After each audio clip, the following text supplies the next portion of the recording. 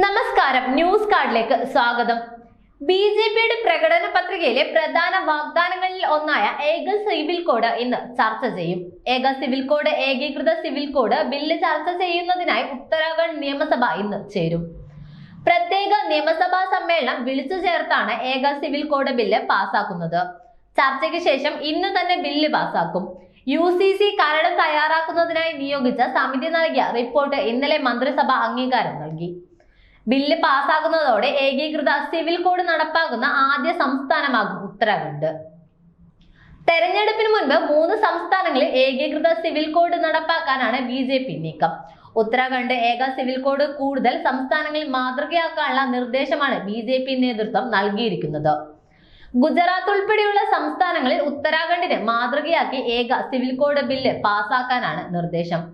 ലോക്സഭാ തെരഞ്ഞെടുപ്പിന് മുൻപ് കൂടുതൽ സംസ്ഥാനങ്ങളിൽ നടപ്പാക്കാനാണ് BJP ലക്ഷ്യമിടുന്നത്. അതേസമയം പൊതുപരീക്ഷകളിലെ ചോദ്യപേപ്പർ ചോർച്ച തടയാനുള്ള ബില്ല് ഇന്ന് ലോക്സഭയിൽ പ്രധാനമന്ത്രിയുടെ ഓഫീസിലെ സഹമന്ത്രി ജിതേന്ദ്ര സിംഗ് ബില്ല് അവതരിപ്പിക്കും. മത്സര പരീക്ഷാ ക്രമക്കേടിൽ 10 വർഷം വരെ തടവും 1 കോടി പിഴയും ലഭിക്കാവുന്നതടക്കമുള്ള നിയമ നടപടികളാണ് ബില്ലാണ് അവതരിപ്പിക്കുന്നത്. സഭയിൽ ബില്ലിന്മേൽ ചർച്ച നടത്തി ഭൂരിപക്ഷം വോട്ടെടുപ്പോടെ പാസാക്കാനാണ് നീക്കം. കഴിഞ്ഞ ഫെബ്രുവരി 2-ന് ജസ്റ്റിസ് രഞ്ജന ദേശായിയുടെ നേതൃത്വത്തിലുള്ള സമിതി സർക്കാരിന് കരട് റിപ്പോർട്ട് കൈമാറിയിരുന്നു. ഈ റിപ്പോർട്ടാണ് വിശദമായി പരിശോധിച്ച് മന്ത്രിസഭ പാസാക്കിയത്.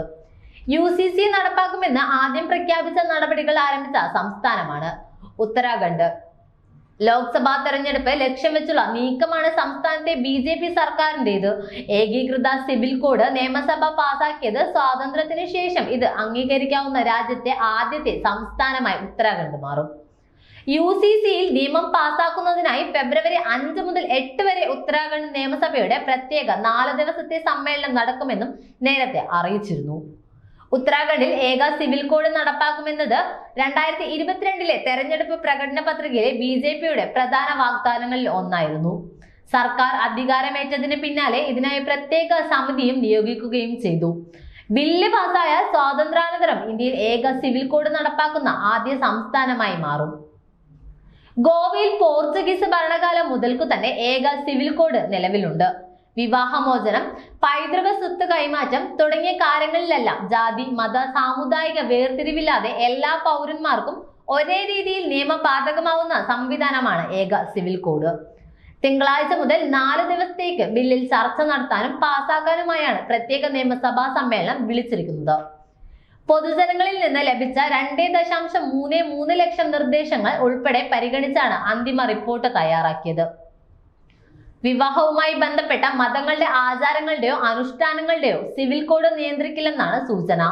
അതേസമയം വിവാഹമോചനം, പരിപാലനം, പിന്തുടർച്ചാവകാശം തുടങ്ങിയ വിഷയങ്ങൾക്ക് ഏകീകൃത നിയമങ്ങളാകുമെന്നും റിപ്പോർട്ടിൽ പരാമർശിക്കുന്നു. ബഹുഭാര്യത്വം, ഏകപക്ഷീയമായ വിവാഹമോചനം തുടങ്ങിയവയെ എതിർക്കുന്ന നിയമസമിതിയുടെ നിർദ്ദേശങ്ങൾ റിപ്പോർട്ടിൽ ഉണ്ടാകുമെന്നും വിവരമുണ്ട്.